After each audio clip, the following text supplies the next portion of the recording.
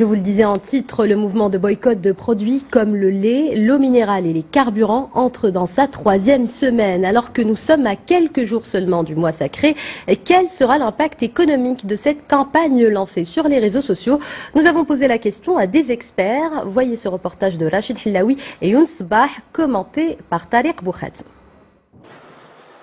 Selon nombre d'experts en économie, les premiers effets induits par le mouvement de boycott sont d'ores et déjà perceptibles sur le carnet de commandes des entreprises visées. Même s'ils considèrent toutefois qu'il est encore trop tôt pour dresser un bilan définitif. Tout d'abord, il y a une baisse des quantités vendues et une baisse des cours en bourse. Donc des sociétés cotées sur la place Casablancaise. Donc ça, c'est un effet immédiat.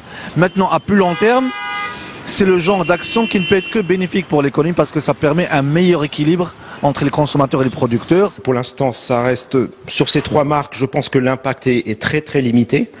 Maintenant, si ça s'étend à d'autres produits, à d'autres marques, à des secteurs entiers, par exemple, ça peut devenir beaucoup plus grave. Après, il faut voir l'ampleur que ça va prendre. J'espère que ça se limitera à ça.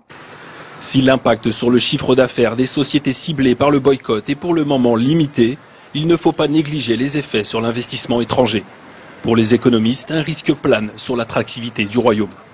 Il est clair qu'il y aurait certainement un impact sur le branding du Maroc en tant que destination d'investissement, dans la mesure où les investisseurs étrangers font un ratissage large sur l'ensemble des considérations à la fois quantitatives et qualitatives de l'environnement d'investissement.